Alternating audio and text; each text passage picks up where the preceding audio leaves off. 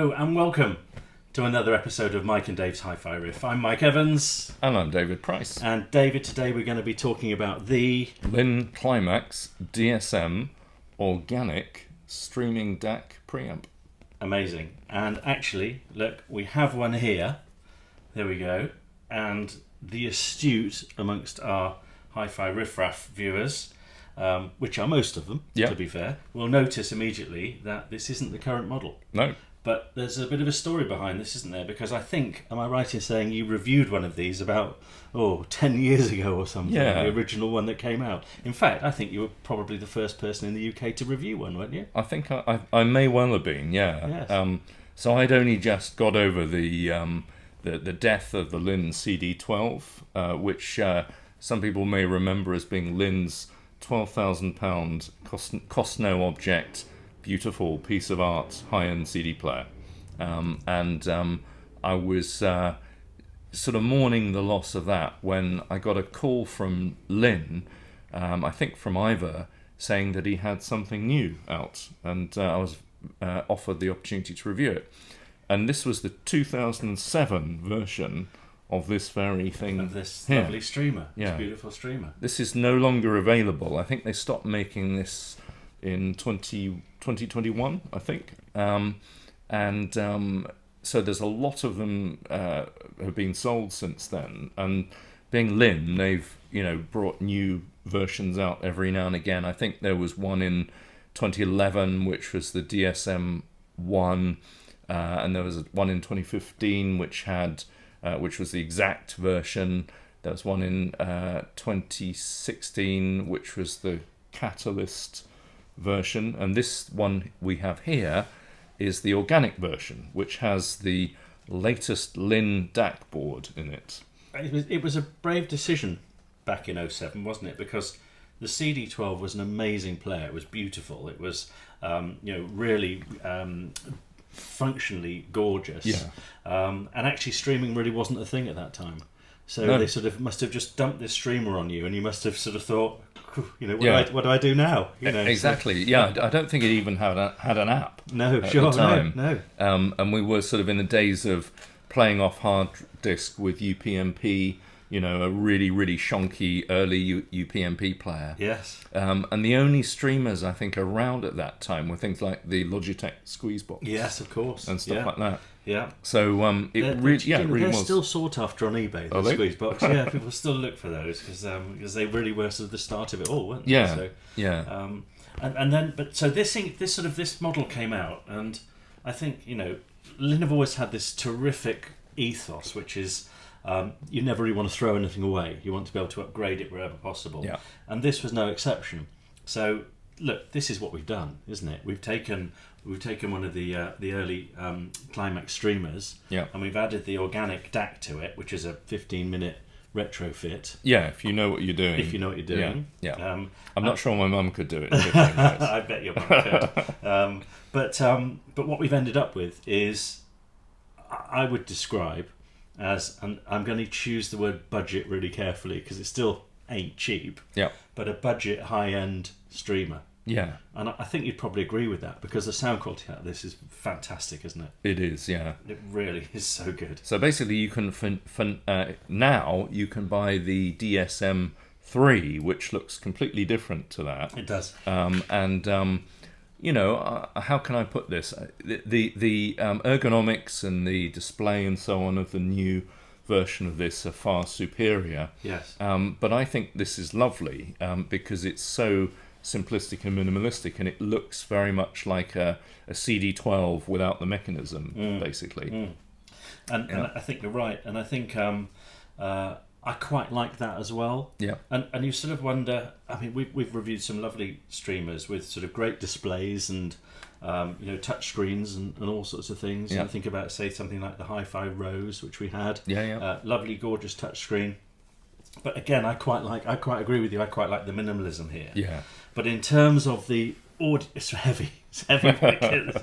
In terms of the audio quality, I'm going to sort of pin my colours to the mast here. This is the best streamer I've heard. Yeah. And I think what we've done is we've made the best streamer I've heard for a budget price. Yeah. So the new DAC is around about 5,000. Yeah, I think it's Great about British 5,000. So basically, if you've got any Klimax DS or DSM of this type that looks like this, you can get the new DAC, the Organik DAC, retrofitted at the dealer, I think, for around 5,000. And that then takes it up to the latest spec with the new bespoke Linn DAC, which is something very clever, which we can talk about in a minute in itself. But many people will have had the original one from 2007 or bought one, any of the generations that followed. And they can then basically go up to the latest spec, which is now in the DSM-3, the new next generation Klimax DSM.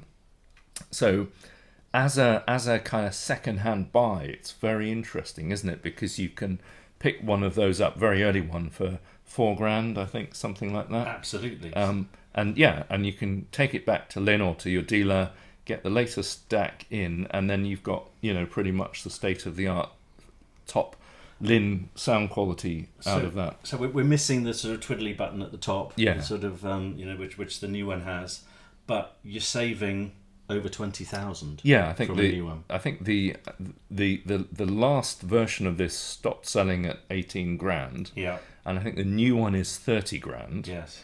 So if you spend $5,000 on your new DAC on an old version of this, for under 10,000, you can basically get a later spec Linn in terms of sound quality. And here it is. Yeah, and here it is. Yeah, and brilliant. And there's, I think one of the things which again we have talked about before, which tends to be my bugbear, is setting some of this stuff up can be a real pain, and there doesn't seem to be a sort of standard method of setup between streamers and active speakers and things which rely on your network to get your music from. But the Linn was a pleasure to set up. Yeah. To be honest, it was dead easy. I used the Linn app, which worked on my Android phone. Yep. Hurrah. Yep. No problem at all. I used Rune as my main source. Rune found it immediately. Yeah. Excellent, really, really excellent in terms of its user friendliness. Yeah. They've really got it right. Well, I can vouch for that. It's certainly a lot easier to set up than the 2007 version, which didn't have an app at the time, as far as I remember anyway. Yeah, I don't think apps were invented. No. It wasn't the first iPhone around about then, 07, 08. I think that's probably a few years earlier, but we were still in very early days, and I think the idea of an app wasn't commonly, kind of known back then. No, sure. But sure. This is the benefit of having been right in there at the start for Linn, that they've been able to evolve. And the name stuff now is very smooth and very swish and very nice, but they were a good few years behind Linn, I think, in terms of entering the streaming market. Yes. So the usability, the user experience of this, I think, is excellent. Yeah. And the only thing that might put some people off compared to the very latest stuff is that it doesn't have a really swish, large OLED alphanumeric display. No. It doesn't have all the kind of bells and whistles in terms of that stuff, but I don't think you really need it. I don't use it. Yeah, and it's a nice to have. Yeah. But I don't really miss it on this. Quite simply because you look at what you're playing on your phone generally, and that's where you scroll through, and that's where you find your bits and bobs. So, but in terms of what you get for, in this case, £9,000. Yeah. We've ended up with give or take a couple of grand. Yeah. We've ended up with something really quite special here. Sound quality wise, as I say, best streamer I've heard. No two ways about it. It's another level from some of the other streamers which I've listened to. Similar price range, not the 30 grand price range, but certainly for anything under 10,000. Yeah. I don't think you're going to get a better sounding streamer than this. The level of detail which it gives you is phenomenal. Yeah. The clarity, the dynamics, the imagery. It's just fantastic. It's just absolutely fantastic. I've been totally beguiled by it. Yeah. It's one of those ones where I've been looking forward to come home to listen to it. And I tell you how it works as well. When you get a bit of kit like this, which you want to listen to, you end up finding loads and loads of music you haven't played in ages just to see what it sounds like. It was like basically upgrading your basic plus arm on your LP12 to a NITOP, wasn't it? Absolutely. So, yes, that's a great analogy. Yeah, and it's really like suddenly I need to find out what that record sounds like. Yes, what's between those grooves? Yeah, exactly. Quite. And that's exactly what this does. And for me, it's sort of shown that streaming isn't something to be sneered at. It's a genuine high end platform now. Yeah. And I think this is the kind of evolution from that 2007 player which you first had, which probably Ivor was the reason why he scrapped the CD12 in the first place, because maybe he had a little glimpse of the future. Yeah. I think probably what Ivor would have missed in 2007 is how accessible music is now. Yeah. Because for whatever we pay a month, £10 or £11 a month for your Qobuz subscription or whatever your preferred supplier is, and you end up with pretty much every record you can ever imagine. Yeah. We would have loved that as kids, I'm sure. And it makes you wonder, doesn't it? If we'd had streamers when we were really into hi-fi when we were in our teens, would we have bought a turntable ever? Yeah. Because we spent an awful lot of money on vinyl. Yep. And you wouldn't need to for great sound quality. Yeah. Yeah, I mean, absolutely. There are other high-end streamers are available. I'm really impressed by the DCS bar top, which is, I don't know how much it is now. Last time I checked, it was about £12,000. Obviously, they do the Rossini and the Vivaldi and stuff at mega bucks. So not that 12 grand isn't mega bucks, but I think the latest generation of DCS streamers are fantastic.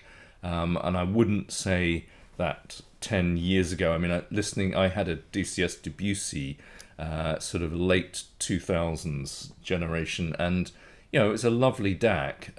It wasn't a streamer, but it was a lovely DAC.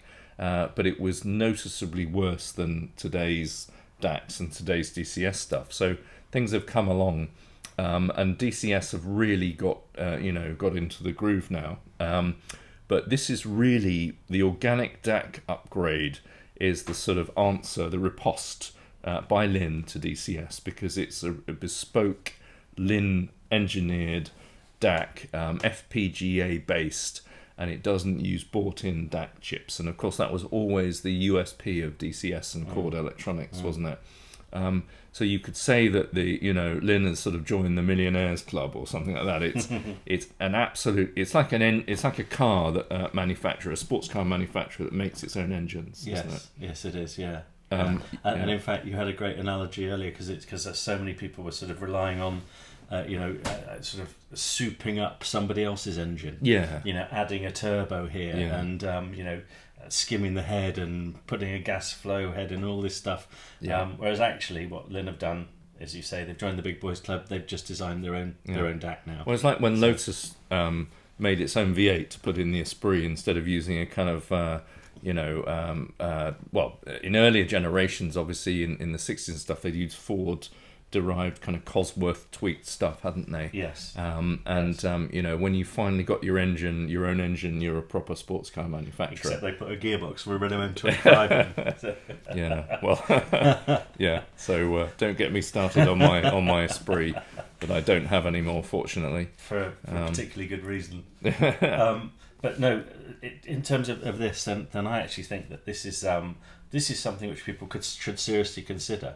If you've got a budget of £6,000, I would just say find an old one of these on eBay, go to your dealer, spend £5 on this amazing Organic DAC, and you've got a really incredible bit of kit. And it feels bad, doesn't it, saying it's cheap at 10,000, but for the performance you get, I feel like it is. Yeah, I mean, everything's relative, and everyone on the internet goes berserk if you say something like that is cheap or good value or something, because most people can't afford that. But if you're in that market, if you want something that really sounds good for that sort of money, then that's a very good way of getting it, I'd say, for 10,000 quid. And I particularly like the chassis of the older type Klimax DSM.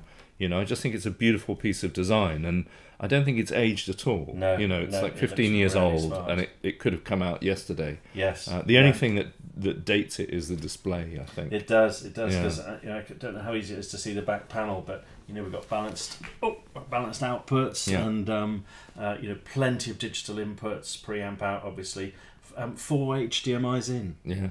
So they've really thought about this, Yeah. and they've sort of tried to future-proof it. Yeah. You can see the way they've done it, and I really love it. Yeah. I think it's been one of the coolest things we've listened to in a long, long time. Yeah, and the interesting thing is, even if you've got a recent one with a Catalyst DAC in it, there's a big difference, I think. So I was playing with the two. I had the Catalyst DAC equipped version and the Organic version together in my system, and there's quite a noticeable improvement, I'd say, with the Organic. It sounds, I hate to say, more organic, but not with a K, with a C. It sounds more natural. Yeah, the music flows better. There's a more kind of coherent sort of. The music just you think about it less. You think about the hi-fi less, and just enjoy the music more. And I remember putting the Klimax DSM Catalyst on first and thinking, yeah, that's really good. That's really nice. I like that. And I played all kinds of stuff. I played Trick of the Tail by Genesis, the Buggles, Age of Plastic, all kinds of, a wide variety of sources, classical, Beethoven's Pastoral Symphony and all that stuff on Deutsche Grammophon. And it was all very nice to listen to, clean and crisp and well separated and giving a true high-end sound. But then you put the Organic version on and it's just, it sounded less mechanical, less electronic, less processed. So that's obviously how the latest version 3, which with the new chassis sounds like. I haven't heard it, but I imagine that's very close to how it sounds. Sure. I did something really similar. So I don't know if you know, but I'm a bit of a closet Are Rush you? fan. We just so I was playing Xanadu from A Farewell to Kings, which is recorded outdoors, in Wales of all places. Wow. And I was hearing instruments on that, which particularly in Neil Peart's percussion, which I'd never heard before. Yeah. And I mean, I've been listening to that song for 40 years or so, longer than that probably. Yeah. And I'd never heard that, and that was a real wonderful moment, because we listen to all sorts of lovely hi-fi. We're very privileged, but that really was icing on the cake for me. It's got real kind of granular detail. It really It has. gets It absolutely. drills it right down, doesn't it? Yeah. Yeah. But but it doesn't sound like hi-fi. It sounds like music. Yeah. That sounds a bit of a cliche, doesn't it? But It- I think yeah. I think you know what I'm trying to get to there. Yeah. Really great, really amazing bit of kit. So look, I think we've come up with a bit of a winning solution to save you spending 30,000.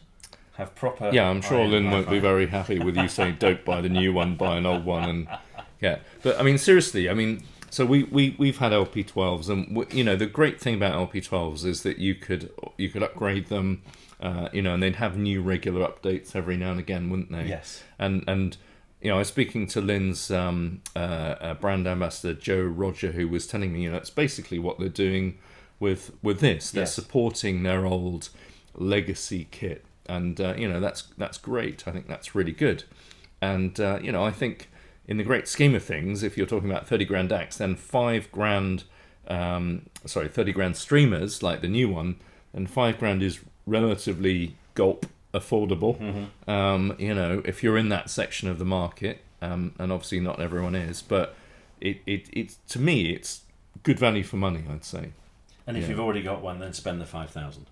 Yeah. Absolutely, without a doubt, without a shadow of a doubt, no two ways about it. As you say, it's like a bearing upgrade on an LP12, isn't it? It's the beating heart of this streamer. Yeah. So excellent. From our lovely, I guess we're almost saying retro hi-fi riffometer here. Yeah. What are you going to give this out of 10? Yeah, I mean it's again, it's old meets new. We're still not sure whether this is going to be a retro riff or a new riff, really. But I think. I'm going to give it a 9 because I can't really fault it, and the overall platform is lovely. It's a lovely thing to use. You know, even setting aside the DAC and the quality of the new Organik DAC, it's a lovely thing to look at, to hold. I know you've been fiddling there with it there, Mike, for the last 10 minutes. It's a really nice product, I think, and it's hard not to like, isn't it? It is. It's wonderful. I really like it. How about you? Well, look, I can't see why I wouldn't give it a 10, apart from the fact that I just feel a little bit bad about giving a £10,000 product a 10. But let me go 9.5. Oh, okay. Just so I'm not exactly the same as your score. A good solid 9.5, if there can be such a thing. I think it's magnificent. And, you know, I'm really, really pleased I've had the chance to have a play with it over the last few weeks. So amazing. Yeah. So there we are. The lovely Linn Klimax streamer with the Organik DAC, and highly recommended from Mike and Dave's Hi-Fi Riff. Hope you've enjoyed that one, and we'll look forward to seeing you in the next one. Thanks very much indeed. Thank you. Bye.